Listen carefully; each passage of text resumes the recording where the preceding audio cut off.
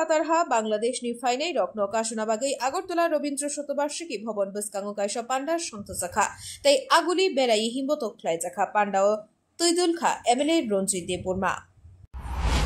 মাননীয় মুখ্যমন্ত্রী মহোদয়, দীর্ঘদিনের আমাদের রাজআমাল থেকে সেই জমি, সেটা ছিল লাল মহল, ছিল রাজআমালে একটা ট্রেজারি ছিল, সেটা বামফ্রন্ট আমলে সেই জমিটাকে দখল করে সেখানে টাউন হল করা হয়েছে।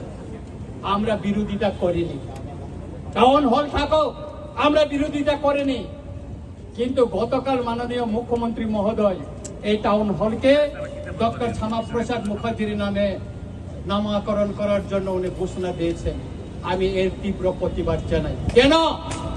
কেন আমি প্রতিবাদ জানাই? ডক্টর শ্যামাপ্রসাদ মুখার্জির নামে আপনার শহরে আরেকটা বড় টাউন হল করুন, আর এই টাউন হলকে টাউন হলে রেখে দিন। ত্রিপুরায় বিভিন্ন রাজনৈতিক দল আমাদের ইতিহাস মুছার জন্য এখানে কম্পিটিশন চালাচ্ছে। সেই কংগ্রেসের আমলে এই যে বর্তমানে যে আইজিএম, এটা বিএম যে হসপিটাল, ভিক্টোরিয়া মেমোরিয়াল হসপিটালকে সেটা আইজিএম করা হয়েছে। এই যে সুকান্ত একাডেমি, এই সুকান্ত একাডেমি কি ছিল? এটা দরবার হল ছিল, দরবার, এটাকে এখন সুকান্ত একাডেমি করা হয়েছিল। এখানে আগে দরবার হল ছিল। এইভাবে ত্রিপুরার ইতিহাসকে মুছে দেওয়ার জন্য সেই আস্তবলকে স্বামী বিবেকানন্দ ময়দান ঘোষণা করা হয়েছে। এটা আমরা মেনে নিব না। আমরা অনুরোধ করব মাননীয় মুখ্যমন্ত্রীকে, বিনয়ের সঙ্গে অনুরোধ করব, মাননীয় মুখ্যমন্ত্রী মহোদয়, আপনি আরেকটা জায়গায় অনেক কোটি টাকায় শীততাপ নিয়ন্ত্রিত একটা ডক্টর শ্যামাপ্রসাদ মুখার্জির নামে আপনি আরেকটা হল করুন, টাউন হল করুন। তাতে আমাদের এটা আমাদের কোনো আপত্তি থাকবে না। কিন্তু এই টাউন হলকে আপনি ডক্টর শ্যামাপ্রসাদ মুখার্জির নামে নামকরণ করে আপনি বিতর্ক হবেন না, কারণ কেউ করেনি। আমি ধন্যবাদ দিতে চাই আমাদের প্রাক্তন মুখ্যমন্ত্রী বিপ্লব দেব জিকে।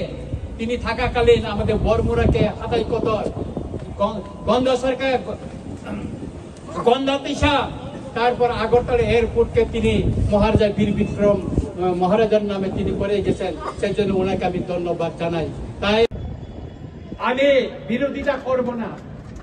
মাননীয় মুখ্যমন্ত্রী মহোদয়, দীর্ঘদিনের আমাদের রাজআমাল থেকে সেই জমি, সেটা ছিল লাল মহল, ছিল রাজআমালে একটা ট্রেজারি ছিল, সেটা বামফ্রন্ট আমলে সেই জমিটাকে দখল করে সেখানে টাউন হল করা হয়েছে। আমরা বিরোধিতা করিনি, টাউন হল থাকো, আমরা বিরোধিতা করিনি। কিন্তু গতকাল মাননীয় মুখ্যমন্ত্রী মহোদয় এই টাউন হলকে ডক্টর শ্যামাপ্রসাদ মুখার্জির নামে নামকরণ করার জন্য উনি ঘোষণা দিয়েছেন।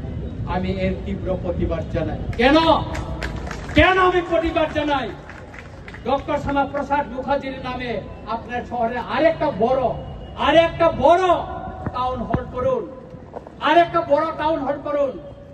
আর এই টাউন হলকে টাউন হলে রেখে দিন। ত্রিপুরায় বিভিন্ন রাজনৈতিক দল আমাদের ইতিহাস মুছার জন্য এখানে কম্পিটিশন চালাচ্ছে। সেই কংগ্রেসের আমলে এই যে বর্তমানে যে আইজিএম, এটা বিএম যে হসপিটাল, ভিক্টোরিয়া মেমোরিয়াল হসপিটালকে সেটা আইজিএম করা হয়েছে। এই যে সুকান্ত একাডেমি, এই সুকান্ত একাডেমি কি ছিল? এটা দরবার হল ছিল, দরবার, এটাকে এখন সুকান্ত একাডেমি করা হয়েছিল। এখানে আগে দরবার হল ছিল। এইভাবে ত্রিপুরার ইতিহাসকে মুছে দেওয়ার জন্য সেই আস্তবলকে স্বামী বিবেকানন্দ ময়দান ঘোষণা করা হয়েছে। এটা আমরা মেনে নিব না। আমরা অনুরোধ করব মাননীয় মুখ্যমন্ত্রীকে, বিনয়ের সঙ্গে অনুরোধ করব, মাননীয় মুখ্যমন্ত্রী মহোদয়, আপনি আরেকটা জায়গায় অনেক কোটি টাকায় শীততাপ নিয়ন্ত্রিত একটা ডক্টর শ্যামাপ্রসাদ মুখার্জির নামে আপনি আরেকটা হল করুন, টাউন হল করুন। তাতে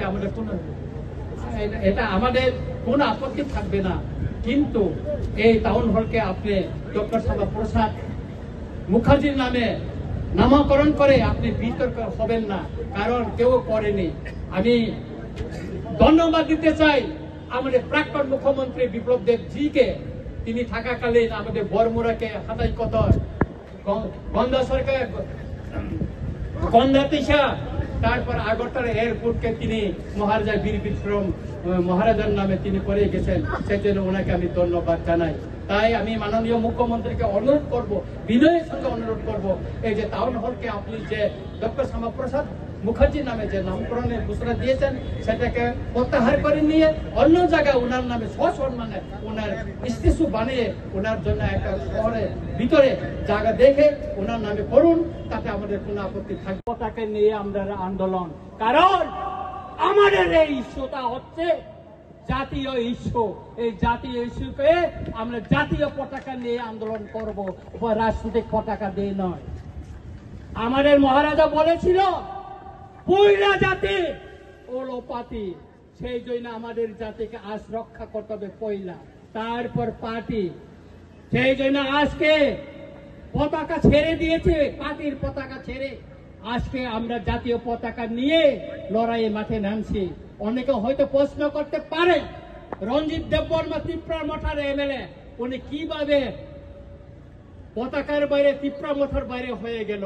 না, আমি আজকে এখানে ত্রিপুরা মঠার এমএলএ হিসেবে আসিনি, আমি সাধারণ জনগণ হিসাবে, জনপ্রতিনিধি হিসাবে আমি এখানে এসেছি। এই লড়াই সর্ব অংশের জনগণকে নিয়ে লড়াই। এখানে বাঙালি, পাহাড়ি, মুসলিম, খ্রিস্টান, বৌদ্ধিস্ট, হিন্দু সব অংশের মানুষকে নিয়ে আমাদের এই লড়াই। সেই জন্য আজকে এত লোক এখানে এসেছে।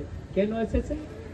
আমাদের একটাই দাবি, একটাই, সেটা হচ্ছে যারা তৎকালীন পূর্ব পাকিস্তান, অধুনা বাংলাদেশ থেকে যারা ত্রিপুরায় এসে বসবাস করছে, আমাদের অধিকার কেড়ে নিচ্ছে, আমাদের জমি কেড়ে নিচ্ছে, আমাদের ভবিষ্যৎ বংশধরদের রক্ষা করার জন্যই আজকে তাদেরকে আমরা শনাক্ত করে তাদের দেশে ফেরত পাঠানোর জন্য দাবি জানাচ্ছি। আমাদের দাবিকে ছাড়া দিয়ে আজকে ভারত সরকার তার মিনিস্ট্রি অফ হোম অ্যাফেয়ার্স থেকে নোটিফিকেশন জারি করে আজকে তাদেরকে শনাক্ত করার জন্য বলা হয়েছে। এই নোটিফিকেশন শুধু 2019 মে 25 না, 1971 সালে 29 নভেম্বর তখনও নোটিফিকেশন জারি করা হয়েছিল, কার্যকরী করেনি। তখন রাজনৈতিক দল আওয়াজ তুলেনি, কোন সিভিল সোসাইটি আওয়াজ তুলেনি কার্য করার জন্য। 2017 বামফ্রন্ট শাসনে এই নোটিফিকেশন জারি করা হয়েছিল, কিন্তু তখন এটা লুকিয়ে রাখা হয়েছিল, কাউকে জানতে দেয়নি।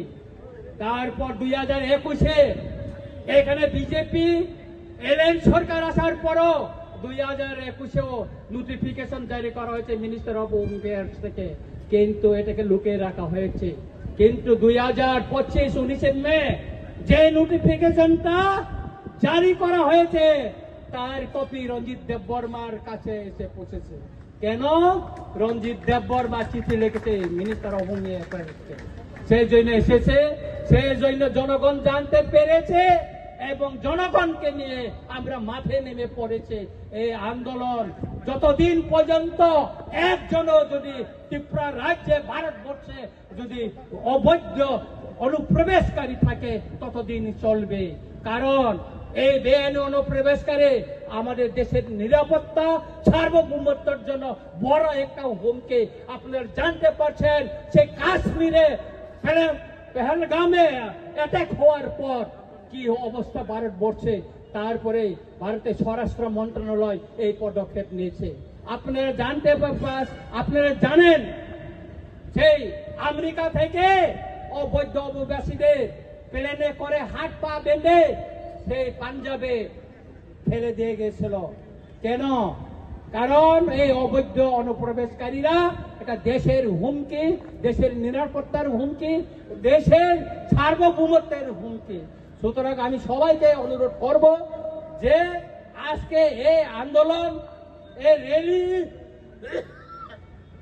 কোন জনগোষ্ঠীর বিরুদ্ধে না, কোন জাতি ধর্মের বিরুদ্ধে না, এটা বেআইনি অনুপ্রবেশকারীদেরকে শনাক্ত করে তাদের দেশে পাঠানোর জন্য এবং কেন্দ্র সরকারের যে নির্দেশনা তাকে কার্যকরী করার জন্য এই আন্দোলন আগামী দিনে চলবে।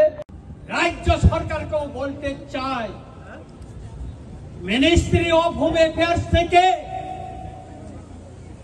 যে নোটিফিকেশনটা বাইর করা হয়েছে সেই নির্দেশনা অনুসারে ভারতবর্ষের সেই গুজরাটে, মহারাষ্ট্রে, দিল্লিতে, হরিয়ানায়, তামিলনাড়ু, আসাম, অরুণাচল প্রদেশে যে নির্দেশিকাকে কার্যকরী করার জন্য পদক্ষেপ নেওয়া হয়েছে, ত্রিপুরাতেও তাই যেন আর বিলম্ব না করে পদক্ষেপ নেওয়া হোক, নতুবা আগামী দিন এই নির্দেশিকাকে কার্যকরী করার জন্য যা আন্দোলন করার প্রয়োজন, যত কঠোর আন্দোলন করার প্রয়োজন, সেই আন্দোলন আমরা করব। এই মঞ্চ থেকে আমি ঘোষণা দিচ্ছি। আমি সবাইকে বলতে চাই, আজকে মিডিয়া এবং সারা ত্রিপুরায় 6 পঞ্চের জনগণের সামনে বলতে চাই, এই আন্দোলন থেকে আমরা ছেড়ে পালিয়ে যাব না। আমি রঞ্জিত দেববর্মা বলছি। আপনারা জানেন আমি 1997 সালে সুইজারল্যান্ডে সেই জাতিসংঘে গিয়ে এই ইলিগাল মাইগ্রেন্টের কথা তুলে ধরেছি, প্রথম ত্রিপুরা থেকে প্রতিনিধি হিসাবে তুলে ধরেছি।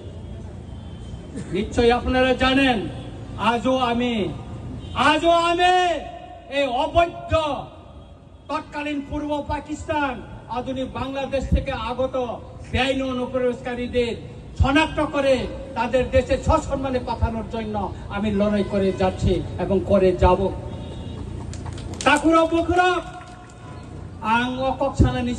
শুধু জাতীয় পতাকা নিয়ে আমরা আন্দোলন, কারণ আমাদের এই ইস্যুটা হচ্ছে জাতীয় ইস্যু।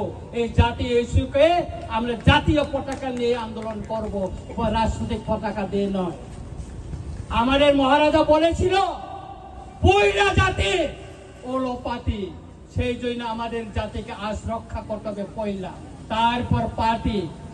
সেই জন্য আজকে পতাকা ছেড়ে দিয়েছে, পার্টির পতাকা ছেড়ে আজকে আমরা জাতীয় পতাকা নিয়ে লড়াই মাঠে নামছি।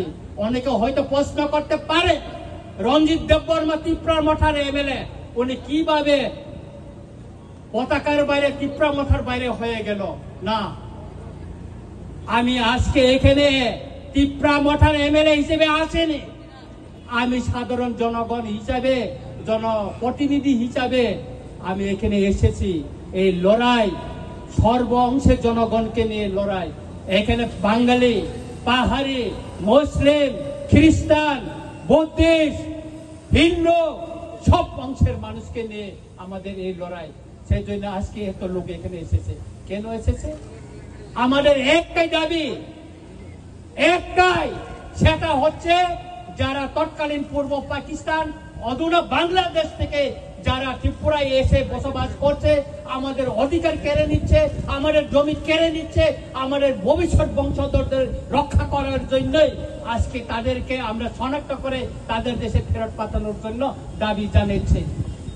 আমাদের দাবিকে ছাড়া দিয়ে আজকে ভারত সরকার তার মিনিস্ট্রি অফ হোম অ্যাফেয়ার্স থেকে নোটিফিকেশন জারি করে আজকে তাদেরকে শনাক্ত করার জন্য বলা হয়েছে। এই নোটিফিকেশন শুধু 2019 মে 25 না, 1971 সালে 29 নভেম্বর তখনও নোটিফিকেশন জারি করা হয়েছিল, কার্যকরী করেনি। তখন রাজনৈতিক দল আওয়াজ তোলেনি, কোন সিভিল সোসাইটি আওয়াজ তোলেনি কার্য করার জন্য। 2017 বামফ্রন্ট শাসনে এই নোটিফিকেশন জারি করা হয়েছিল, কিন্তু তখন এটা লুকিয়ে রাখা হয়েছিল, কাউকে জানতে দেয়নি। তারপর 2021-এ এখানে বিজেপি এলএন সরকার আসার পরও 2021-এও নোটিফিকেশন জারি করা হয়েছে মিনিস্টার অফ হোম অ্যাফেয়ার্স থেকে, কিন্তু এটাকে লুকিয়ে রাখা হয়েছে। কিন্তু 2025-19 মে যে নোটিফিকেশনটা জারি করা হয়েছে তার কপি রঞ্জিত দেববর্মার কাছে এসে পৌঁছেছে। কেন রঞ্জিত দেববর্মা চিঠি লিখেছে মিনিস্টার অফ হোম অ্যাফেয়ার্স, সেই জন্য এসেছে, সেই জন্য জনগণ জানতে পেরেছে এবং জনগণকে নিয়ে আমরা মাঠে নেমে পড়েছে। এই আন্দোলন যতদিন পর্যন্ত একজনও যদি ত্রিপুরা রাজ্যে ভারতবর্ষে যদি অবৈধ অনুপ্রবেশকারী থাকে ততদিন চলবে, কারণ এই বেআইনি অনুপ্রবেশকারী আমাদের দেশের নিরাপত্তা সার্বভৌমত্বের জন্য বড় একটা হুমকি। আপনারা জানতে পারছেন সেই কাশ্মীরে পেহেলগামে অ্যাটাক হওয়ার পর কি অবস্থা ভারতবর্ষে, তারপরে ভারতের স্বরাষ্ট্র মন্ত্রণালয় এই পদক্ষেপ নিয়েছে। আপনারা জানেন সেই আমেরিকা থেকে অবৈধ অভিবাসীদের প্লেনে করে হাত পা বেঁধে সেই পাঞ্জাবে ফেলে দিয়ে গেছিল। কেন? কারণ এই অবৈধ অনুপ্রবেশকারীরা এটা দেশের হুমকি, দেশের নিরাপত্তার হুমকি, দেশের সার্বভৌমত্বের হুমকি। সুতরাং আমি সবাইকে অনুরোধ করব যে আজকে এই আন্দোলন, এই র্যালি কোন জনগোষ্ঠীর বিরুদ্ধে না, কোন জাতি ধর্মের বিরুদ্ধে না, এটা বেআইনি অনুপ্রবেশকারীদেরকে শনাক্ত করে তাদের দেশে পাঠানোর জন্য এবং কেন্দ্র সরকারের যে নির্দেশনা তাকে কার্যকরী করার জন্য এই আন্দোলন আগামী দিনে চলবে। আমি আমার বক্তব্যকে আর বেশি আর